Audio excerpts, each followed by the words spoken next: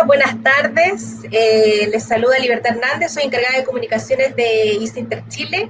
Estamos muy contentos de participar en este encuentro de energías renovables organizados por Acera. Y hoy estamos como Interchile acá para contarles y conversar sobre un tema muy importante para el futuro energético de Chile, que tiene que ver con la descarbonización y las necesidades que vamos a tener, sobre todo en temas de infraestructura. Y para eso estamos con nuestro gerente de proyectos, José Alejandro Cascante, a quien dejo con ustedes para que exponga sobre este tema y próximamente podamos ir a algunas preguntas. Hola José Alejandro, te dejo acá con el público de Acera para que puedas entregar tu exposición y nos vemos en un rato más. Hola, sí, muy buenas tardes. Gracias, Libertad, y gracias a Cera por invitarnos y por dejarnos participar en la exposición de este tema que es bien interesante. Como para dar un abrebocas, queremos presentar un poco de qué se trata nuestra presentación. Queremos contar un poco qué hacemos como ISA Interchile a nivel de latinoamericano, cómo vemos la política de descarbonización y en dónde podemos colaborar, cuáles son los retos que detectamos y algunas reflexiones finales. Esta lámina nos muestra un poco como el sueño, el ideal que tenemos nosotros como transmisores en cuanto a encajar en la política energética que tiene Chile hacia el 2050. La compartimos totalmente y pues queremos ser partícipes y apoyar siempre al esquema y a la política que se ha planteado. Nosotros vemos una muy buena posibilidad a futuro de la interconexión entre naciones y entre continentes. Ustedes ven allí en nuestra presentación pues como un esquema de lo que nosotros soñamos en cuanto a interconexiones binacionales, que es como el motivante máximo y como el resultado máximo de aplicar flexibilidad, tecnología y los esquemas que se tienen existentes en este momento. Tenemos como idea, pues obviamente lograr beneficios de alto desempeño, anticipar esta integración energética.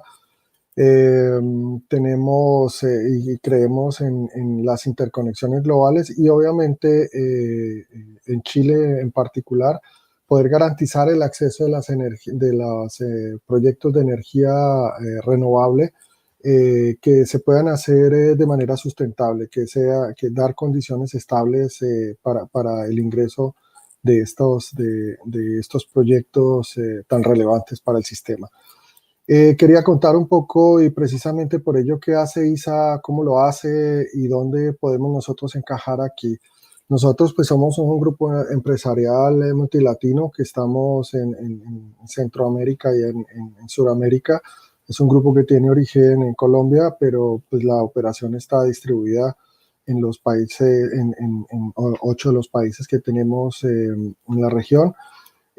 Nuestro negocio principal es el transporte de energía. También tenemos desarrollos en sistemas de comunicaciones, también concesiones viales, particularmente en Chile. Y obviamente tenemos también esquemas derivados que son sistemas de gestión en tiempo real. Atendemos a más de 160 millones de personas. Nuestra energía, ese es el cálculo que hacemos. Tenemos una confiabilidad del 99.9%. Aquí de pronto se ve un poco más claro dónde estamos operando, una red bastante grande en Chile, en Colombia, en Perú. En Chile somos el 16% del sistema de transmisión. Y bueno, tenemos 47.000 kilómetros de líneas controladas, con control compartido tenemos del orden de 63.000 kilómetros de líneas. En este momento tenemos en construcción 6.500 kilómetros, que es bien relevante en los 8 países. Eso en cuanto a lo que nosotros somos y qué hacemos. Nosotros entendemos la política de descarbonización que viene emanada por el Ministerio de Energía.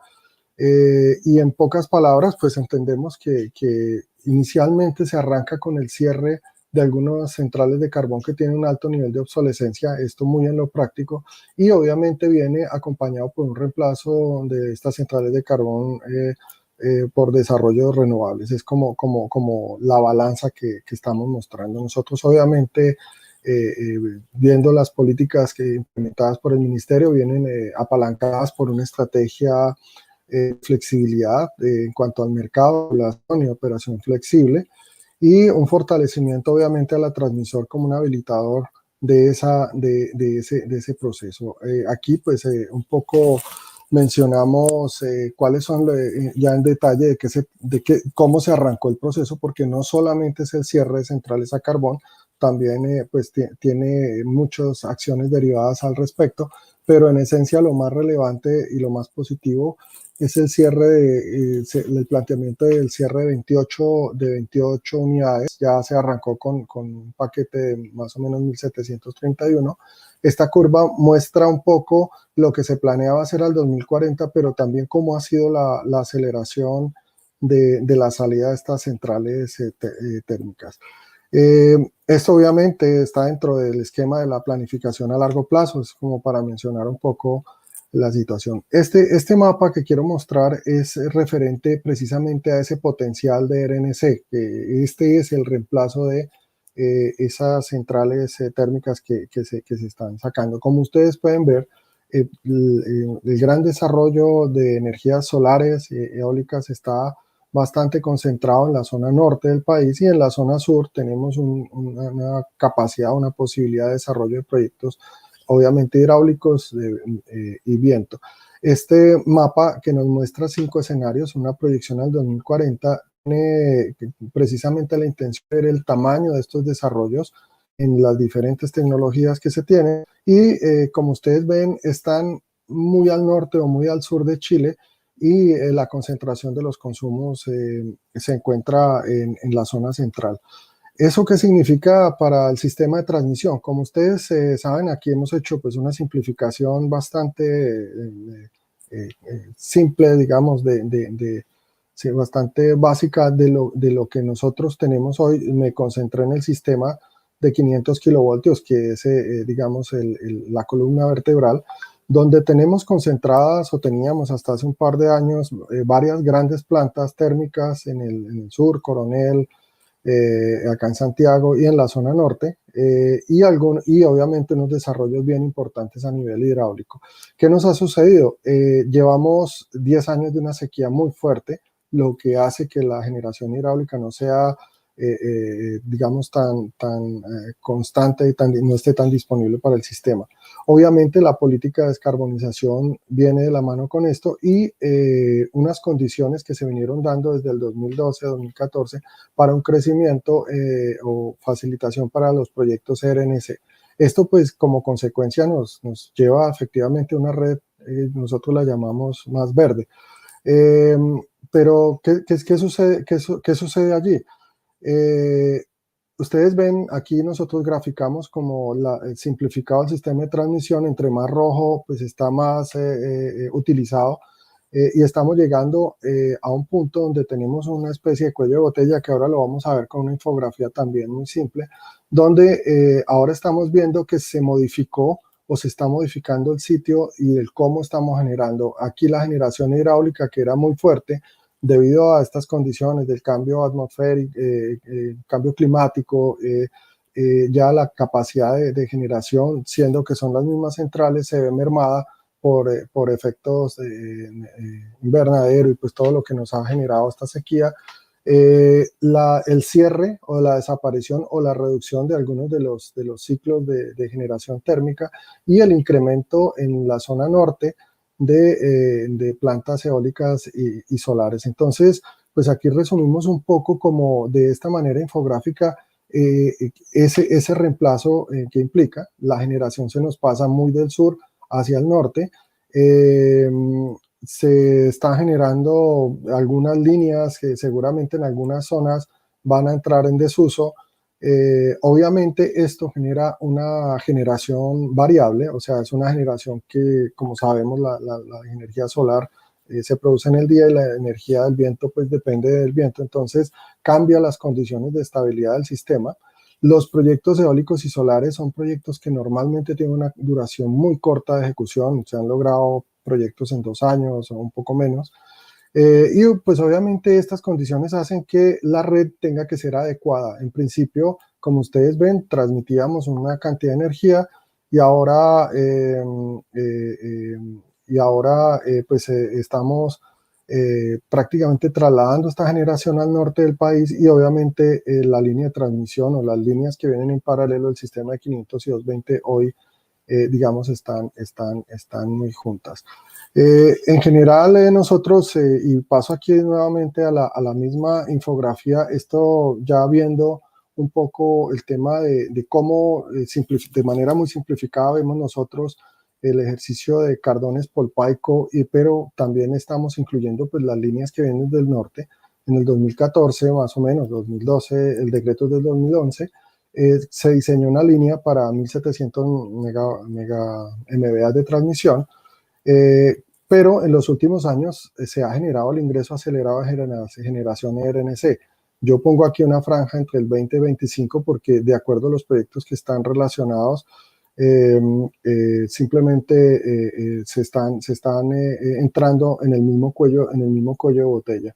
¿Qué vemos nosotros entonces? Que pues, la llegada del proyecto Quimalo-Aguirre viene como una solución parcial a este problema, pero pues la estimación de energización del proyecto puede ser 2028-2029, de acuerdo a las condiciones que se tienen en este momento. Entonces, yo dejo una pregunta allí. ¿Qué sucede hasta la llegada de Quimalo-Aguirre?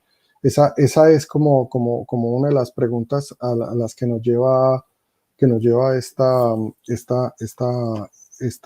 parte, digamos, de presentación de cómo está el sistema de transmisión actualmente.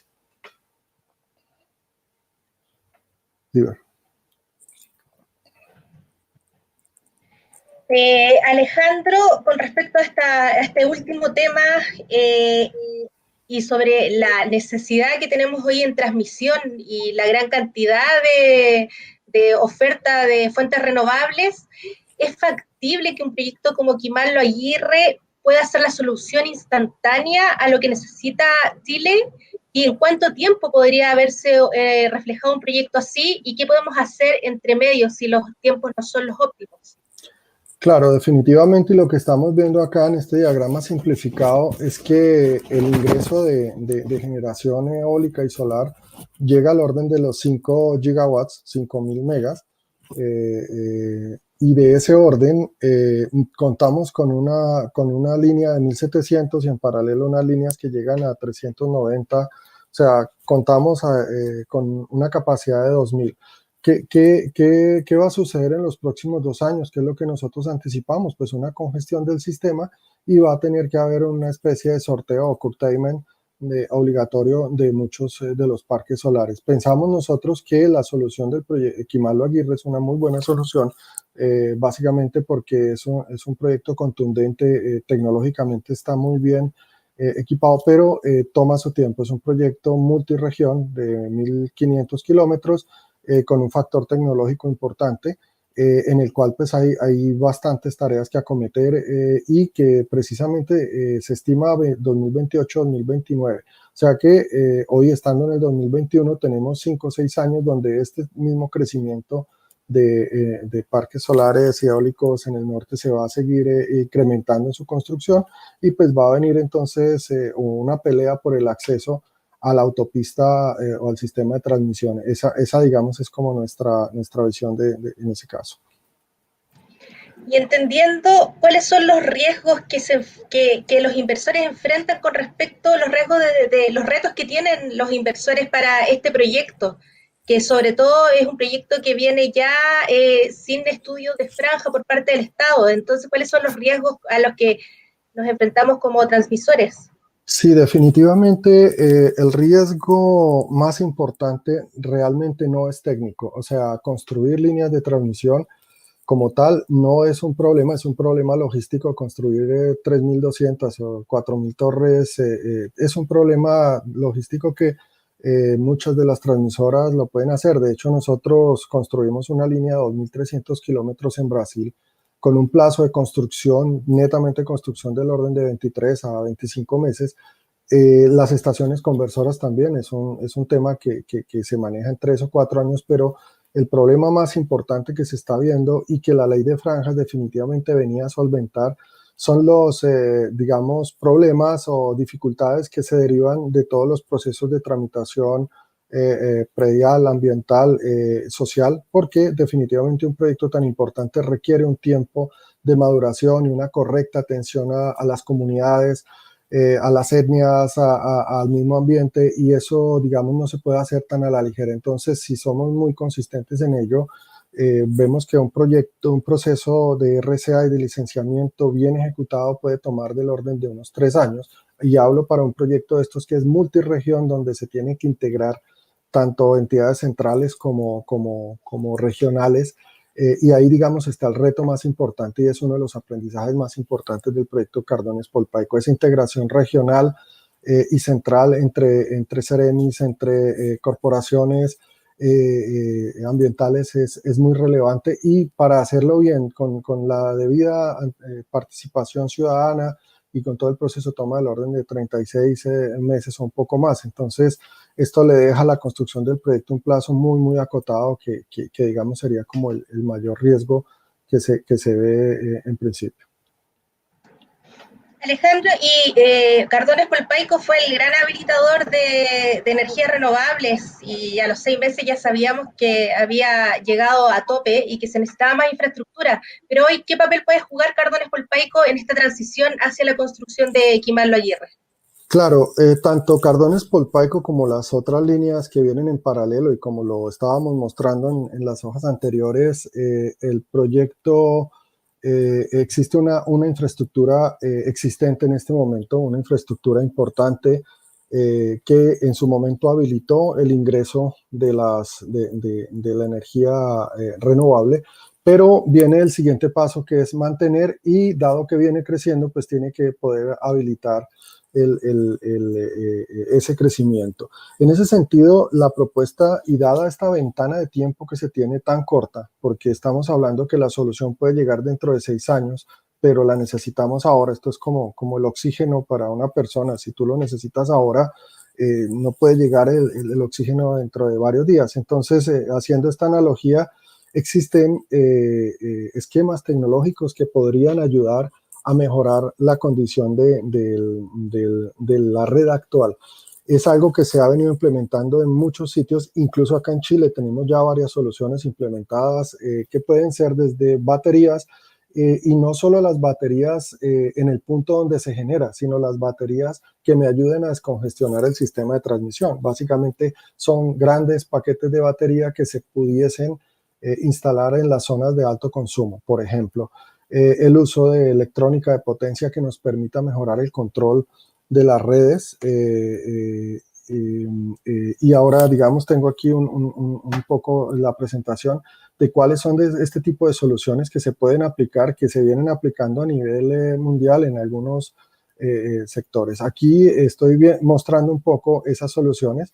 Nosotros en este momento estamos trabajando bajo el decreto 422, un STATCOM de 400, más 400 menos 160 MVA en 500 kilovoltios en la subestación de Pan de Azúcar. Esta foto es de esta semana, estamos en proceso de energización, y existen algunas soluciones que son aplicaciones de electrónica de potencia, como lo mencionaba también el señor ministro esta mañana, que se pueden aplicar de una manera no invasiva en la red. Básicamente son sistemas que podrían entrar de manera muy rápida, que no requieren todo el proceso de licenciamiento porque se harían dentro de las instalaciones propias de los transmisores. Son elementos aplicados. Aquí tenemos una que se llama SmartWires, que básicamente lo que hace es hacer una compensación de la línea, como la conocemos. Para algunos ingenieros saben que existen bancos de condensadores, pero esta tiene una compensación dinámica, o sea, me ayuda a amortiguar las variaciones, los flujos de carga, y tiene la posibilidad de comunicarse con otras líneas de transmisión que tengan el esquema. También existen otros modelos donde se hace la compensación. Estos son conceptos ya dinámicos, no son estáticos, y obviamente están las baterías como una solución bien interesante. Naturalmente, son soluciones que podrían tener un costo diferente. Si lo vas a comparar kilo a kilo, cable a cable con la transmisión, pues hay que trabajar en el esquema. Nosotros tenemos acá un ejemplo de lo que es una aplicación de una red de este estilo, donde como tú ves acá tenemos, se tiene una falla. Aquí por ejemplo en el caso hay 4 líneas y una de ellas se cayó, puede pasar, es una falla normal. Lo que normalmente pasa en el sistema de transmisión, esto por las condiciones de impedancia que tiene cada una de las líneas, por su longitud, el tipo de cable y algunos aspectos técnicos, pues lo que estamos viendo es que una de ellas va a tender a sobrecargarse. También esta podría salir de servicio y viene un blackout. ¿Qué hace un sistema inteligente? Lo que hace en serie en el sistema, lo que hace es redistribuir o cambiar la impedancia de estos circuitos y tratar de distribuir toda la falla en 3. ¿Qué tiene esto de beneficioso? Que son proyectos que no se instalan a lo largo de la línea, utilizan la misma infraestructura existente, llevan al límite térmico la capacidad de los cables. Entonces, esta es una de tantas soluciones que hay, pero pues en general Cardones Polpaico es un proyecto, incluso los proyectos que van hasta Mejillones o las líneas que van hasta Mejillones permitirían la aplicación de estos esquemas con el esquema que está actualmente. Obviamente se requiere una flexibilización y generar esquemas que permitan que estos proyectos puedan ser evaluados y comparados como lo que son, como soluciones tecnológicas, porque en este momento nuestra metodología de calificación los compara contra hacer líneas tradicional, pero el tema de la construcción de la línea tradicional, si bien es necesaria, toma su tiempo, como lo explicábamos anteriormente.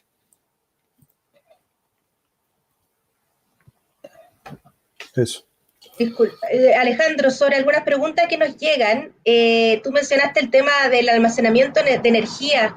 ¿Cuán avanzado está Chile en temas de almacenamiento de energía? ¿Ya hay regulación y avanzado con respecto a otros países de América Latina? Sí, en general hay algunos pilotos muy interesantes liderados por AES Gener, que son bancos de baterías, y hablo de solamente la acumulación eléctrica. Hay otros procesos de acumulación mecánica muy interesantes, como con sales térmicos, aire comprimido, bueno, hasta el mismo hidrógeno se puede entender como una forma de acumular energía para transportarla a otro sitio. Entonces, como pilotos hemos avanzado, pero la regulación hoy permite que esto avance a nivel de generador. O sea, la batería todavía se entiende como si fuese un equipo de generación y como lo veíamos en algunas de las presentaciones anteriores, existen ya proyectos híbridos súper interesantes donde tú tienes energía solar generada y al lado tienes la batería, pero al final esa energía tiene que ir a esa línea de transmisión. El problema que se nos presenta siempre es el cuello de botella.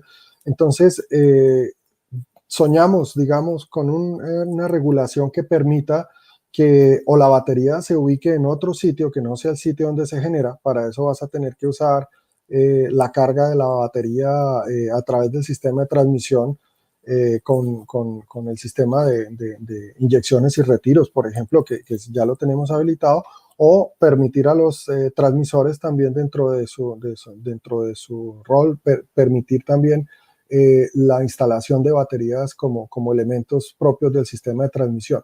El problema claramente son tecnologías costosas y cuando tú las comparas contra los kilómetros de línea, pues no resulta beneficioso. Esto de acuerdo con los estudios que estamos adelantando con nosotros y ya lo hemos visto en la evaluación de los planes de expansión a largo plazo del ministerio. No se ve que las baterías pudiesen llegar de una manera masiva antes del 2029.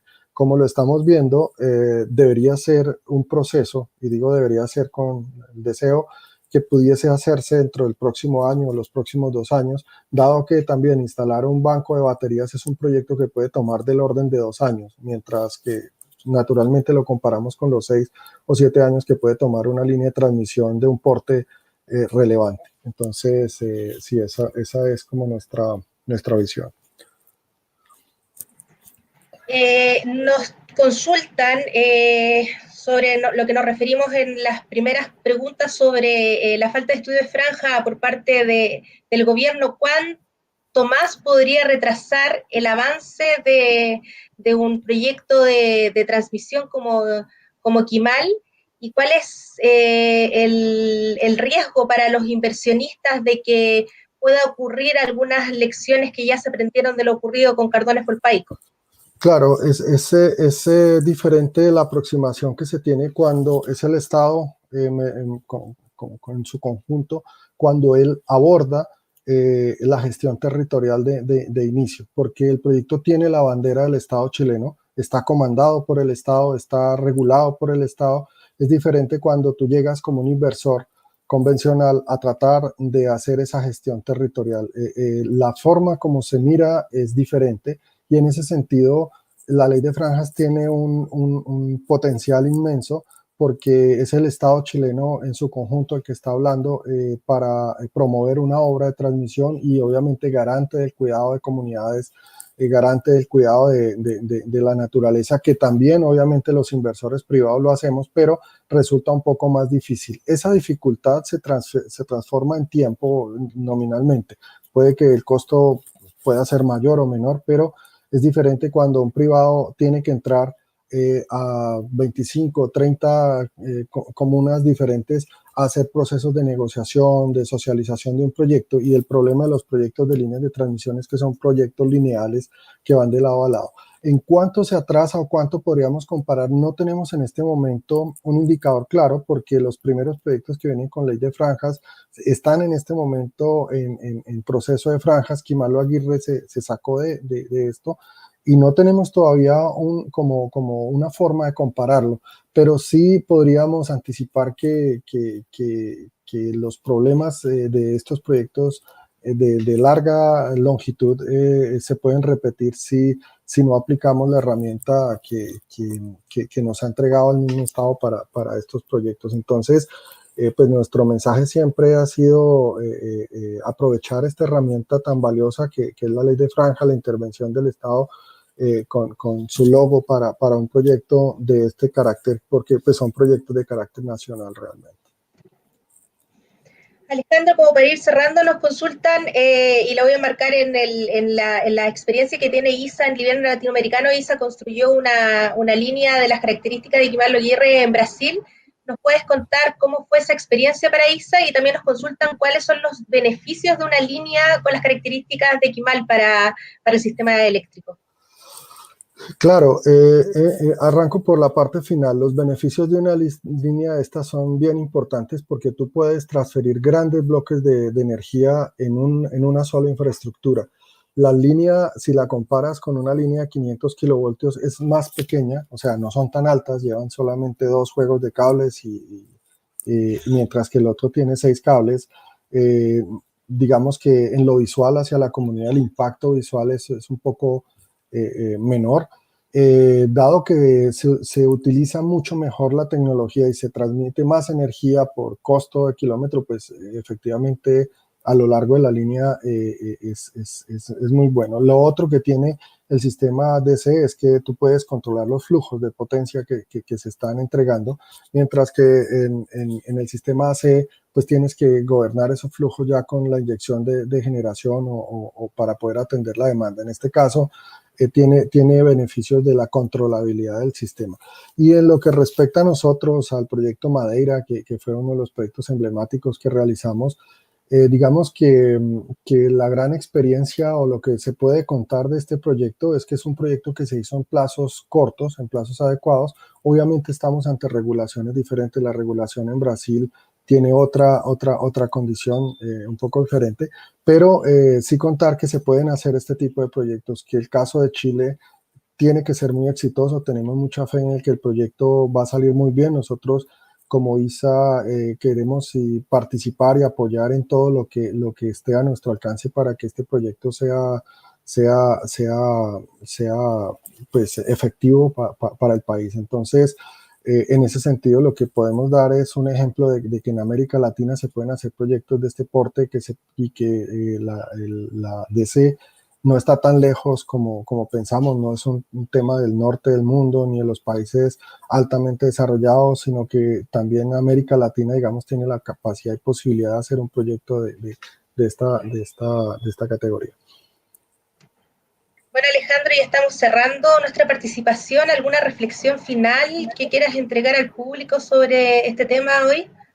Sí, yo como tengo mala memoria, pues traté de resumir aquí algunas de las ideas. Nosotros queremos o una propuesta y extendiendo, digamos, mucha de la información que emana desde el Ministerio de Energía, de las áreas de planificación, es un desarrollo de esquemas de mercado flexible para tener incentivos adecuados para los inversores, y me refiero a adecuados que no sean de mucha ganancia ni muy poca, sino que permitan que se implemente.